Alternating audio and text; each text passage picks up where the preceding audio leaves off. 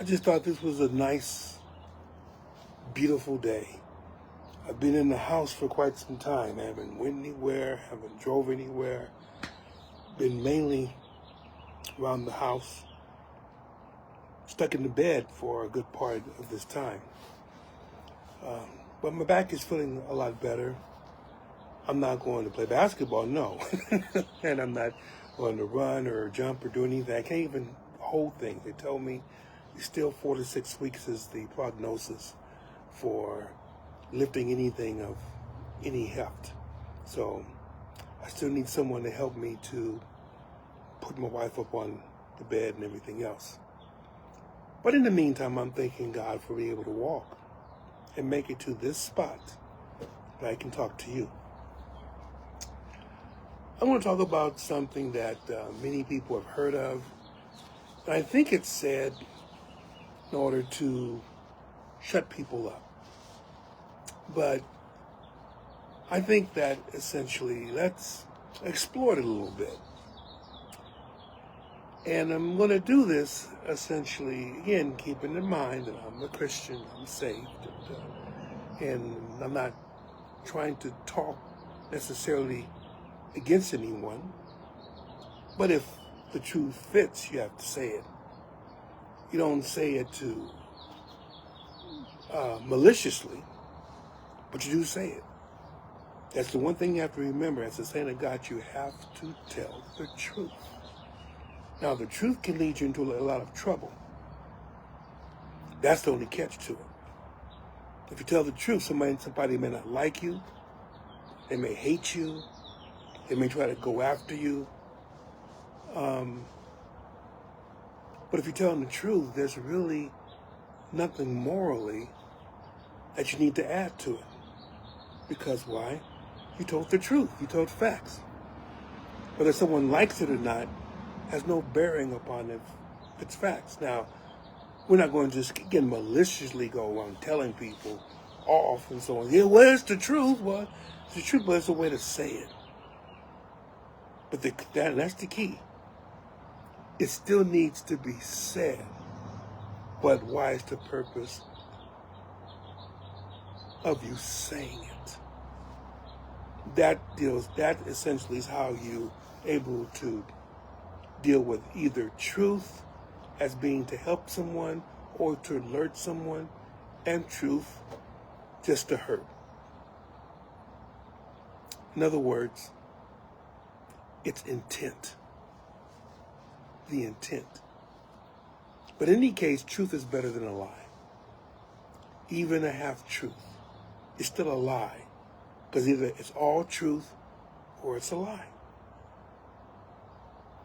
See, the problem is that we don't have to say everything, and everything is totally far-fetched.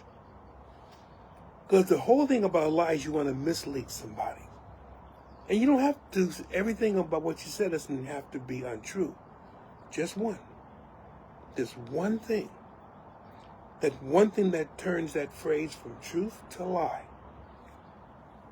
One. Whether it's a deletion or an addition or a change. So let's begin, because otherwise I'm kind of wasting a little bit of time here. My apologies. The acronym is TDS. I'm not going to say what the words mean. If you don't know, ask somebody. I'm sure they will know. But I have a few thoughts or ideas or questions or whatever comes to my mind about TDS. Number one, why is it that when somebody says a lot of things about this person and is all praise, then there is no TDS? But if someone says the same amount of things against this person, oh, this person is just swamped with TDS. There's something wrong with them. Man, just asking a question. Because both people are thinking about the person behind TDS all this time. Thinking about what they're doing, how they're doing. Either they like it or they don't like it. But if you like it, oh, that nothing wrong with you. But then, and it really doesn't even matter. You may only say one or two things about this person, but yet you got TDS. It's an interesting thing. Because under no other leader, like there's no ODS, there's no BDS, there's no CDS. Again, if you know what the acronym means, then you can understand what I'm trying to get to. There wasn't even any BDS, even though the person who represents it, maybe between halfway and 3/4 of the way through, we began to have our suspicions that this person wasn't all there. But anyway, that's one of the things. Number two,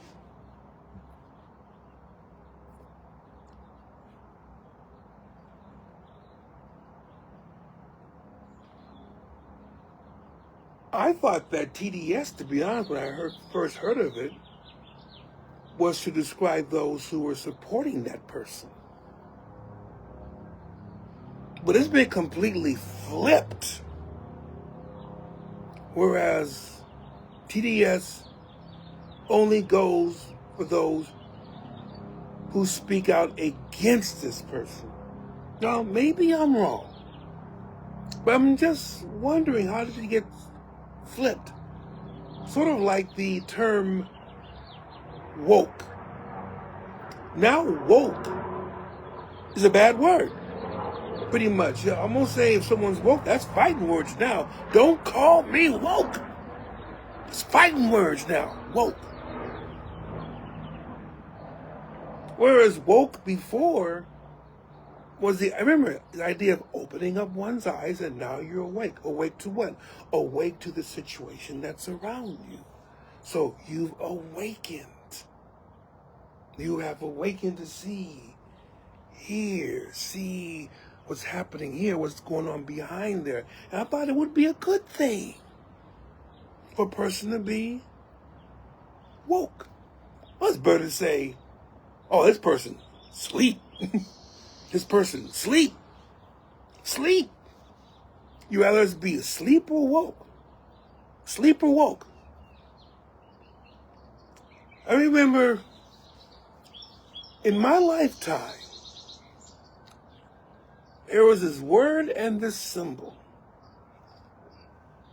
that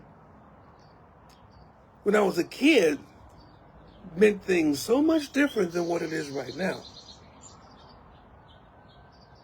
Remember, you go outside and you, right after a rain, you look towards the retreating rain clouds and you see a visible phenomenon. A phenomenon. You see this curved, can't call it a structure because it's not really there, but it's visible to those from the ground. Has various colors in it. We knew it then as the rainbow.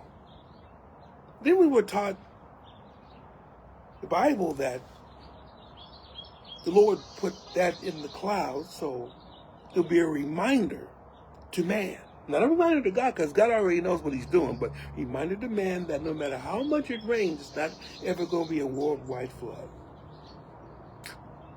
Some people may say, well, that's superstitious. It's caused by the hitting of light against water droplets that causes the water to the light to diffract and so on. Well, that's fine. But doesn't mean that God didn't allow it to happen. Anyway, rainbow. Then rainbow was then appropriated by those on the liberal left to mean a rainbow of people: black, white, yellow, red, purple, orange, magenta, brown, whatever color, cream, whatever color that comes up, that we're all one. There is strength in diversity, so to speak. So that's how the rainbow came. But then the LGBTQ, I guess, movement appropriated this and put it for themselves.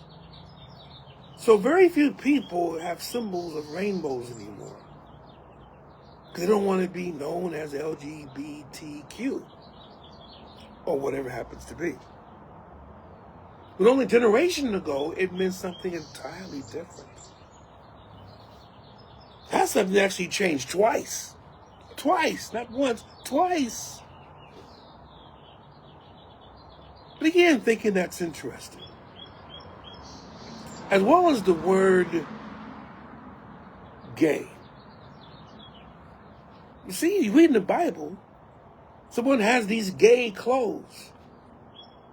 And that does not mean what you think of from what using of the word gay means now. In Old English, which is the era when the Bible was written in King James, gay meant bright clothing. Bright, just bright. You come in and it's like a ray of sunshine. Everybody else wore dark clothing. You wore bright, So festive, so to speak. But it meant something entirely different than what it means now. And then as we went into our time, let's say 60s, early 70s, gay just meant happy. Well, 50s, 40s, 30s, the year I mean. It just meant happy. If someone says, "Oh, I'm happy and gay, I'm happy and gay," you knew exactly what they meant, and you hadn't had a problem with it. Did they call you gay? Yes, I'm gay. I'm happy. I'm happy. Happy and gay. Gay and happy. You had no problem about that. Well, you might got that way because you drank a little bit too much. Or you might have gotten that way because you started getting mellow because you did too much of a toot, maybe. But it still meant something different. Of course, in the interim time between the late 60s, early 70s, and now, very few people who are considered themselves heterosexual will say anything that I'm gay. I'm gay. Those are fighting words. How dare you call me gay? But I just saw you laughing. I just saw you talking with your friends. You should be gay. No, I'm not. Oh, man. No. Gay today means you're homosexual. But instead of saying homosexual, or the term homo is really a derogatory term, and people don't really want to be derogatory. So you're just gay. But you see how things change?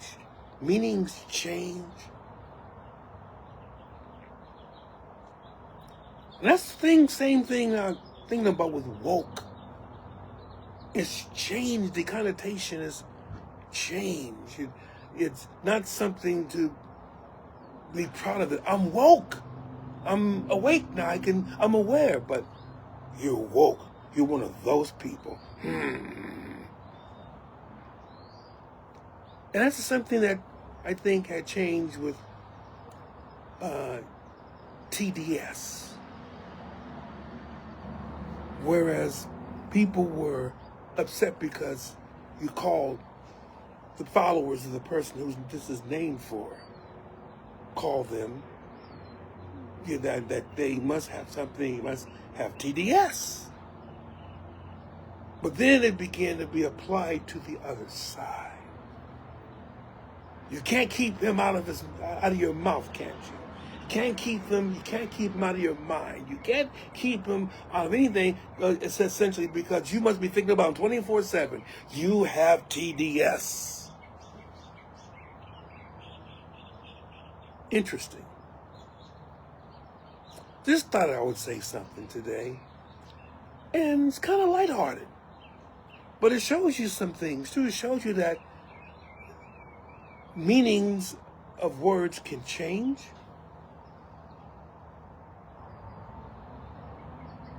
Meanings of words can change a lot. And we don't quite know just how much those things do change over time. And as much as it may be for one thing, give it another 5 or 10 years and it means something entirely different. So those of you who have been diagnosed with TDS, just sit there for a while. Maybe in a little bit, your diagnosis will change completely. You'll be known as something else. Or I would say if you have been diagnosed with TDS, give you one simple thing to do, however way you wish to do it.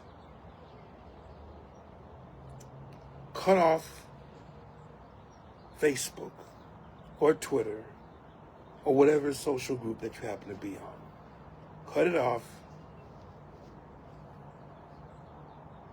Get some water.